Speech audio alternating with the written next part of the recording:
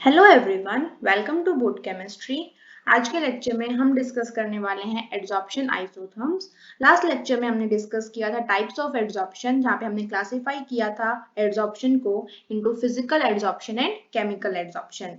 Actual में adsorption isotherms के अंदर हम पढ़ने वाले हैं effect of pressure on the extent of adsorption. ठीक है, तो आप यहाँ पे जो ग्राफ देख रहे हैं, इस ग्राफ के अंदर x बाई m जो है, this quantity x by m represents extent of adsorption। और हम क्या किसके साथ इफेक्ट स्टडी करेंगे? With pressure. और यहाँ पर हम टेम्परेचर को रखने वाले हैं constant. As the term says, iso means same and therms means temperature. तो यहाँ पर हम किसकी बात करने वाले हैं? कांस्टेंट टेम्परेचर के ऊपर हम स्टडी करेंगे extent of adsorption with pressure. So how we are going to define adsorption isotherm? We can say the variation in the amount of gas adsorbed by the adsorbent with pressure at constant temperature is known as adsorption isotherms. Okay, तो यहाँ पर आप confuse नहीं होंगे, ये x by m actual में है क्या? इधर x जो है ये रिप्रेजेंट करता है amount of adsorbate which is being adsorbed on the unit mass of adsorbent। ठीक है, तो कितना एड्सॉर्बेट एड्सॉर्ब हुआ है एड्सॉर्बेंट के ऊपर, उसी को हम क्या कैसे रिप्रेजेंट कर रहे हैं? As x by m। और इस x बाई m को ही हम क्या बोल रहे हैं? Extent of adsorption. क्लियर? चलिए, तो ये बात हो गई। यहाँ पर अब इस कर्व से हम क्या कंक्लूजन निकाल सकते हैं? अब देखिए, जैसे जैसे आप टेम्परेचर को इंक्रीज कर रहे हैं, यहाँ पे ऊपर जो वाला जो कर्व था that was on 195 kelvin temperature, तो यहाँ पर टेम्परेचर हाईएस्ट कौन सा हो जाएगा? 273 केल्विन, राइट। अब आप देखिए, जैसे जैसे आप टेम्परेचर को इंक्रीज कर रहे हैं, नीचे आ रहा है मतलब हम टेम्परेचर को इंक्रीज कर रहे हैं यहाँ पर, तो क्या हो रहा है? एक्सटेंट ऑफ एड्सॉर्प्शन डिक्रीज हो रहा है। इसके लिए हाईएस्ट वैल्यू मान लीजिए इस पॉइंट के ऊपर है, तो highest value x by m की कहाँ पर जा रही है? इसको अगर आप लेके जाएंगे तो कुछ यहाँ पर आएगी।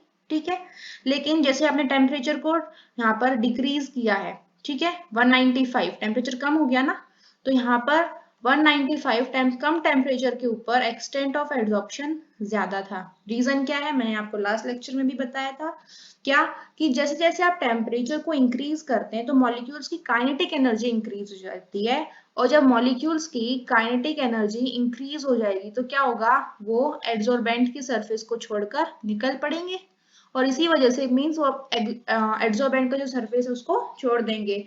और इसको हम क्या बोल देते हैं? डीसॉर्प्शन। मतलब टेम्परेचर इंक्रीज करने पर डीसॉर्प्शन जो है वो इंक्रीज हो जाता है, एड्सॉर्प्शन कम हो जाता है। तो इसी वजह से एक्सटेंट ऑफ एड्सॉर्प्शन कम हो गया जैसे ही आपने टेम्परेचर को इंक्रीज किया। तो क्या कंक्लूजन निकाल लिया हमने यहाँ से? एट अ फिक्स्ड प्रेशर, जब हमने प्रेशर को फिक्स कर दिया है, there is a decrease in physical adsorption with increase in temperature. तो प्रेशर को फिक्स करने का मतलब क्या है? मान लीजिए हम इसी पॉइंट पर इस प्रेशर के ऊपर स्टडी कर रहे हैं अलग अलग टेम्परेचर की, तो हमने ये वैल्यू बिल्कुल कांस्टेंट कर दिया, और अब देख रहे हैं कि प्रेशर की वैल्यू कांस्टेंट है। अब इस टेम्परेचर के ऊपर एक्सटेंट ऑफ एड्सॉर्प्शन यहाँ पर लाई कर रहा है, और यहाँ पर 244 केल्विन के ऊपर जो एक्सटेंट ऑफ एड्सॉर्प्शन है वो कुछ इस पॉइंट पर लाई कर रहा है। मान लीजिए इसको मैं ए पॉइंट बोल रही हूँ, इसको बी पॉइंट। हमें पता है जीरो रीडिंग यहाँ पर आएगी, तो सीधी सी बात है बी की वैल्यू ए की वैल्यू से ज्यादा है। इसका मतलब क्या हुआ? कि extent of adsorption at 195 Kelvin is more than that of 244 Kelvin। या फिर हम क्या बोल सकते हैं कि जैसे जैसे आपने टेम्परेचर को डिक्रीज किया तो एक्सटेंट ऑफ एड्सॉर्प्शन बढ़ गया, या फिर जैसे जैसे आपने टेम्परेचर को यहाँ पर बढ़ाया है 195 से 244 पे आए हैं, तो क्या हो जाएगा? एक्सटेंट ऑफ एड्सॉर्प्शन है वो डिक्रीज हो गया। So this is the conclusion. At a fixed pressure, there is a decrease in physical adsorption with increase in temperature. और एक और conclusion जो हम ग्राफ से conclude करेंगे, that is these curves always seem to approach saturation at high pressure। जैसे जैसे आपने यहाँ पर मान लीजिए प्रेशर के लिए भी तो ये जीरो रीडिंग है इस पॉइंट के ऊपर, अब प्रेशर की वैल्यू जैसे ही इंक्रीज हो रही है तो आप देख रहे हैं एक्सटेंट ऑफ एड्सॉर्प्शन यहाँ पर बढ़ रहा है, इंक्रीज हो रहा है, हो रहा है, हो रहा है यहाँ इस पॉइंट तक। इसके बाद क्या हो जाएगा? ये ऑलमोस्ट कांस्टेंट हो गया है। क्यों हो गया ये कांस्टेंट? इसका मतलब सैचुरेट हो गया है इस पॉइंट के ऊपर। तो क्यों हो गया ये तो हम बाद में स्टडी करेंगे, पर ऑब्जर्वेशन क्या है कि जैसे जैसे आपने प्रेशर को इंक्रीज किया तो यहाँ पर एक्सटेंट ऑफ एब्जॉर्प्शन है वो भी सैचुरेट हो गया, कांस्टेंट हो जाता है। हर केस में हो रहा है, बस डिफरेंस कितना हो रहा है कि जो हम बात कर रहे हैं हायर टेम्परेचर पे तो ये सैचुरेशन बहुत पहले ही हो गया, इसी पॉइंट पर सैचुरेशन हो गया है। लेकिन जब आप बात कर रहे हैं लोअर टेम्परेचर की तो ये सैचुरेशन थोड़ा सा बाद में हुआ है, इस पॉइंट पे हो रहा है यहाँ पर सैचुरेशन, यहाँ पे इस पॉइंट पर हो रहा है। ओके अब हम बात करते हैं फ्रेंडलिच एड्सॉर्प्शन आइसोथर्म की। ये मोस्ट इंपॉर्टेंट टॉपिक है, तो मैं इसको स्टार मार्क भी कर सकती हूँ, काफी इंपॉर्टेंट है, बहुत अच्छे से करना है इस टॉपिक को। तो क्या है Freundlich adsorption isotherm? As the term suggest, adsorption isotherm तो है, तो जो बेसिक इसके डेफिनेशन बोलेंगे that will remain same for the adsorption isotherm. क्या? that is relationship between the quantity of gas adsorbed by unit mass of a solid adsorbent, ठीक है, with pressure at a particular temperature। यही तो same definition थी adsorption isotherm की भी, कोई difference आया क्या? कोई डिफरेंस नहीं आया। फिर इतना इंपॉर्टेंट क्यों है, क्यों इतना स्टार मार्क लगाया मैंने इसको? क्योंकि इसमें क्या स्पेशल किया, इस एड्सॉर्प्शन आइसोथर्म ने स्टडी किया है जो एक्सटेंट ऑफ एड्सॉर्प्शन, इसको मैथमेटिकल फॉर्म में लिखा, एक मैथमेटिकल इक्वेशन दी इस रिलेशन को स्टडी करने के लिए। क्या है वो mathematical equation? This is that mathematical equation here x by m is equals to k multiplied by p raised to the power 1 by n। तो यहाँ पर k और n दोनों क्वांटिटी कांस्टेंट हो गई, और मैं आपको ऑलरेडी बता चुकी हूँ x by m is extent of adsorption and p is pressure here, और x by m के अंदर x is mass of adsorbate which is being adsorbed on unit mass of adsorbent। Okay तो अब यहाँ पर एक और चीज आपको क्या ध्यान रखनी है, यहाँ पर 1 by n में जो n की वैल्यू है, ठीक है, n की वैल्यू हमेशा 1 से ज्यादा ही रहेगी, n is always greater than 1, ठीक है।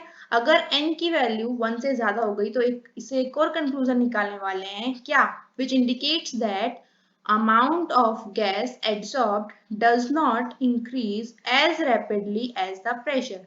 बड़ी ट्रिकी से कंक्लूजन निकाल दिया हम लोगों ने, कुछ नहीं है, थोड़ा सा समझने की कोशिश कीजिए, बहुत इजी है। क्या कहा गया है यहाँ पर? यहाँ कहा गया है x by m is equals to k p raised to the power 1 by n। और क्या बोला है यहाँ पर? n की वैल्यू हमेशा 1 से ज्यादा ही रहेगी, लेकिन प्रेशर किसके ऊपर डिपेंड कर रहा है? 1 by n के ऊपर डिपेंड कर रहा है। मान लीजिए कंसिडर करते हैं n की वैल्यू 2 है, ठीक है, तो 1 by 2 की वैल्यू क्या आ जाएगी? 0.5। तो यहाँ से हम क्या बोल सकते हैं? x by m is directly proportional to p raised to the power 0.5। तो डायरेक्टली प्रोपोर्शनल का रिलेशन तो है, इसका मतलब प्रेशर इंक्रीज करोगे तो एक्सटेंट ऑफ एड्सॉर्प्शन तो इंक्रीज होगा, लेकिन बिल्कुल लीनियर रिलेशनशिप नहीं है। लीनियर रिलेशनशिप कब होती? जब ये एक्सटेंट ऑफ एड्सॉर्प्शन p की एक पावर के ऊपर डिपेंड करता। अगर ये एक्सटेंट ऑफ एड्सॉर्प्शन डिपेंड करता p की पावर 1 पर तो हम बोल देते लीनियर रिलेशनशिप है, जितना आप प्रेशर बढ़ाओगे उतना ही ज्यादा एड्सॉर्प्शन बढ़ जाएगा। लेकिन अब ऐसा नहीं है, क्यों? आपने क्या किया? प्रेशर की वैल्यू तो बहुत ज्यादा इंक्रीज की, लेकिन प्रेशर की जितनी भी आप वैल्यू इंक्रीज कर रहे हैं, एक्सटेंट ऑफ एड्सॉर्प्शन जो है उसकी 0.5 आधी पावर पे बढ़ रहा है, ठीक है। इसका मतलब आपको उतना ही इफेक्ट कराना है तो उसके लिए आपको डबल प्रेशर लगाना पड़ेगा, आप ये समझ सकते हैं। इसलिए ये कंक्लूजन निकाला गया है, the amount of gas adsorbed does not increase as rapidly as the pressure. आप जितना प्रेशर बढ़ाएंगे आप सोचेंगे कि उसी हिसाब से एक्सटेंट ऑफ एड्सॉर्प्शन इंक्रीज हो जाए, ऐसा नहीं है। क्यों नहीं है? क्योंकि ये उसकी 1 by n पावर पे डिपेंड कर रहा है, ना कि 1 पावर पे। जब 1 पावर पे डिपेंड करेगा तब आप बोल सकते हैं कि हाँ, जितना प्रेशर बढ़ाओगे उतना ही ज्यादा एड्सॉर्प्शन बढ़ेगा। ओके अब हम इफेक्ट को स्टडी करें कि लो प्रेशर पे क्या इफेक्ट होता है, मॉडरेट प्रेशर पे क्या इफेक्ट होता है, और हाई प्रेशर पे क्या इफेक्ट होता है of the pressure in the on the extent of adsorption. तो ये आप जो कर्व है इसको देख के बहुत ही सेल्फ सफिशिएंट है पूरा एक्सप्लेन करने के लिए। मान लीजिए ये 0 वैल्यू है प्रेशर की, तो यहाँ तक हम बोल सकते हैं ये लो प्रेशर वैल्यू है, ठीक है, लो प्रेशर है। तो आप देख सकते हैं जो कर्व है इसी से कि लो प्रेशर के ऊपर लीनियर रिलेशनशिप दिख रही है आपको, राइट। तो मतलब हम बोल सकते हैं एट लो प्रेशर क्या हो गया यहाँ पर? x by m is directly proportional to p raise to the power 1। देखिए मतलब p की पावर 1 कब होगी, हमें पता है p की 1/n पावर पे डिपेंड करता है, तो 1/n की वैल्यू 1 है, इसका मतलब n की वैल्यू क्या हो जाएगी 1। देखिए बहुत इंपॉर्टेंट कंक्लूजन है, यहाँ से क्वेश्चन बन जाता है। ध्यान रखना है जब बात हो रही है लोअर प्रेशर की तो वहां पर n की क्या वैल्यू है 1 है। क्लियर है। तो इसी वजह से जब प्रेशर की एक पावर पर डिपेंड कर रहा है, आप देख सकते हैं बिल्कुल स्ट्रेट लाइन कर्व है, लीनियर कर्व है यहाँ तक, तो हम बोल सकते हैं x/m depends on the 1 power of pressure, directly relation हो गया। ओके, अब हम बात करते हैं मॉडरेट प्रेशर की। अब मॉडरेट प्रेशर के ऊपर मींस हम यहाँ पे बात कर रहे हैं इस पॉइंट से लेकर के कुछ इस पॉइंट तक, ठीक है। तो आप देख सकते हैं ये इतना जो कर्व है यहाँ पर P की 1/n पावर पर डिपेंड करता है, x/m directly proportional to pressure raise to the power 1/n। इसका मतलब क्या हो गया, यहाँ पर n की वैल्यू कुछ फ्रैक्शन है, मतलब सॉरी n की वैल्यू तो हमेशा 1 से ज्यादा होगी, बट ये जो 1/n है ये कुछ फ्रैक्शन टर्म है, जो पहले डिस्कस कर चुके हैं, n की वैल्यू हमेशा 1 से ज्यादा ही होगी, ठीक है। n will always be greater than 1, ये हो गया। लेकिन n की वैल्यू किससे कम होगी, इंफिनिटी से कम होगी, तभी तो ये पूरी वैल्यू कुछ ना कुछ फ्रैक्शन है। मान लेते हैं यहाँ पर एक से ज्यादा है, 2 हो सकती है, 1/2 हो गया यानी कि 0.5 हो गया, 3 हो सकती है यानी कि क्या हो जाएगा कुछ 0.33।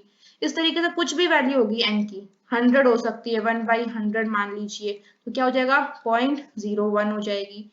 मतलब n की वैल्यू कितनी भी हो सकती है बिटवीन 1 एंड इनफाइनाइट, ठीक है, लेकिन इनफाइनाइट से कम होगी, एक से ज्यादा होगी। इसी वजह से ये प्रेशर के ऊपर लीनियर कर्व नहीं है, स्ट्रेट लाइन कर्व नहीं है, सॉरी यहाँ पर क्या हो रहा है, डिपेंड तो कर रहा है प्रेशर पर उसकी जो डिपेंडेंसी है वो उतनी ज्यादा नहीं है। अब हम बात करते हैं हाई प्रेशर के ऊपर। यहाँ पर ये बात हो गई मॉडरेट प्रेशर की, now we are talking about high pressure. High pressure के ऊपर क्या होगा, मान लीजिए यहाँ से हम बोल रहे हैं ये जो वैल्यू है ये हाई प्रेशर रेंज की हो जाएगी। हाई प्रेशर में आपने क्या किया, प्रेशर को इंक्रीज किया, यहाँ पर कोई प्रेशर की वैल्यू और इधर इंक्रीज कर रहे हैं और इंक्रीज कर रहे हैं और इंक्रीज कर रहे हैं, तो आप देखिए एक्सटेंट ऑफ एब्जॉर्प्शन के ऊपर कोई इफेक्ट पड़ रहा है क्या, तो इधर देखिए फिर से आप इस तरीके से देख रहे हैं, आपने और प्रेशर को इंक्रीज किया तो ये वैल्यू इधर देख रहे हैं तो कुछ इधर पहुंच गई है, ठीक है। तो अगर आप यहाँ पर इसको यहाँ पर y एक्सिस के ऊपर प्लॉट करिए तीनों वैल्यूज को, तो ये एक ही पॉइंट के ऊपर जा रही है। इसका मतलब क्या हो रहा है, इसका मतलब हम कंक्लूड कर सकते हैं, हम जैसे ही प्रेशर को इंक्रीज कर रहे हैं लेकिन एक्सटेंट ऑफ एब्जॉर्प्शन x/m की वैल्यू के ऊपर तो कोई इफेक्ट आ ही नहीं रहा, वो तो सेम है।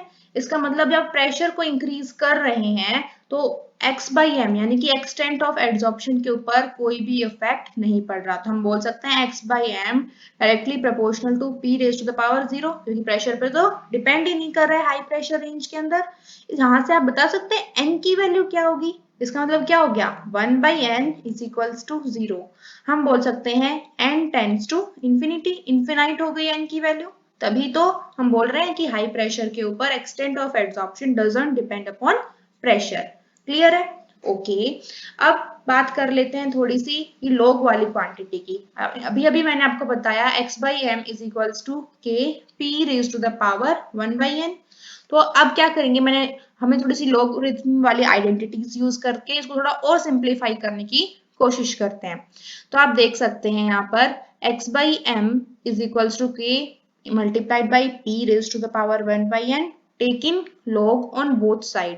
जब आप log को ले लेते हैं both side, मैं दोबारा से लिख रही हूँ इसको, x/m is equals to k p raised to the power 1/n taking log on both side। तो आपने क्या किया, दोनों साइड log ले लिया, log x/m is equals to log k multiplied है, आपको याद होगी क्या आइडेंटिटी थी, log m इंटू n क्या हो जाता है log m plus n, right. तो वही यूज करने वाले हैं यहाँ भी। अगर आपने नहीं देखी है वो वाली वीडियो तो आप एक बार जरूर देखिए ताकि आपको क्लियर हो जाए log को हम कैसे यूज करते हैं। तो यहाँ पर क्या हो जाएगा log k plus log p raise to the power 1/n। ये तो आइडेंटिटी नंबर 1 हो गई, राइट। एक और आइडेंटिटी बताई थी, 3 आइडेंटिटीज बताई थी। दूसरी क्या है log m raise to the power a, ठीक है, तो क्या हो जाएगा, पावर है वो आगे चली जाती है, तो क्या लिखेंगे इसको, a log m। This was your second identity. तो सेम वही करने वाले हैं, तो क्या हो जाएगी ये equation, this equation becomes log x by m is equals to log k plus log p raised to the power 1 by n है, तो ये पावर कहाँ आ जाएगी, आगे आ जाएगी, तो हम कैसे लिखेंगे 1 by n log p, ये हो गई। अब यहीं से हम स्ट्रेट लाइन इक्वेशन को कंपेयर करें इससे, क्या ये स्ट्रेट लाइन इक्वेशन है, चलिए चेक कर लेते हैं। क्या है स्ट्रेट लाइन इक्वेशन हमारी, y is equals to M X plus C, right. तो अब यहाँ पर हम जो ग्राफ प्लॉट करने वाले हैं, x एक्सिस के ऊपर क्या है, log p है, तो this value is your x, so y is equals to M X plus C. तो m is your slope here, है ना, m इज स्लोप और c क्या होता है, इंटरसेप्ट होता है, दिस इज इंटरसेप्ट। तो आपकी जो क्या ये जो इक्वेशन है स्ट्रेट लाइन इक्वेशन को फॉलो कर रही है, yes it is following the straight line equation. यहाँ पर y एक्सिस के ऊपर log x by m है, इंटरसेप्ट क्या हो जाएगा log k। इंटरसेप्ट क्या होता है, वो पॉइंट, ग्राफ का वो पॉइंट जो कि y एक्सिस के ऊपर जाकर टकराए, ज्वाइन हो, उसको हम क्या बोल देते हैं, इंटरसेप्ट बोल देते हैं। और यहाँ पर इंटरसेप्ट क्या है, log k है। ये देखिए जरा यहाँ पर ये जो पॉइंट है, ये पूरी जो स्ट्रेट लाइन आपको इक्वेशन दिख रही है, ये जिस पॉइंट के ऊपर यहाँ पे टकराएगा, इस पॉइंट के ऊपर ये वाला जो पॉइंट है दैट इज log k, जो कि क्या है, इंटरसेप्ट है। तो ये इंटरसेप्ट कहाँ से आया, आई होप आपको क्लियर हो गया होगा। Slope y is equals to M X plus C, तो x की वैल्यू क्या हो गई यहाँ पे, log p, हम देख सकते हैं, ये देखिए log p को हमने x एक्सिस के ऊपर रिप्रेजेंट किया, दिस इज x। तो बाकी जो बचा हुआ पार्ट है दिस इज m, m मतलब कि क्या हो जाएगा, स्लोप हो जाएगा। तो this one is your slope, तो आप देख सकते हैं स्लोप क्या है यहाँ पे 1 by n, log p is your x and log x by m is y। और यहाँ पर log k क्या है ये, दिस इज इंटरसेप्ट। तो ये जो ग्राफ है क्लियर हो गया होगा कैसे बनाया है हमने, यही जो ग्राफ है इसी इक्वेशन को थोड़ा सिंप्लीफाई किया है। हमें पता होना चाहिए क्या, we should know about straight line equation y is equals to mx plus c, और उसको आप कंपेयर कर लेंगे यहाँ पे जो log वाली इक्वेशन से, और ढूंढ लेंगे यहाँ से कि कौन सा इंटरसेप्ट होगा कौन सा स्लोप होगा, क्योंकि y और x की वैल्यू तो हमें पता ही है ऑलरेडी, तो हम कर सकते हैं। आई होप आपको ये लेक्चर समझ में आया होगा। Thank you so much.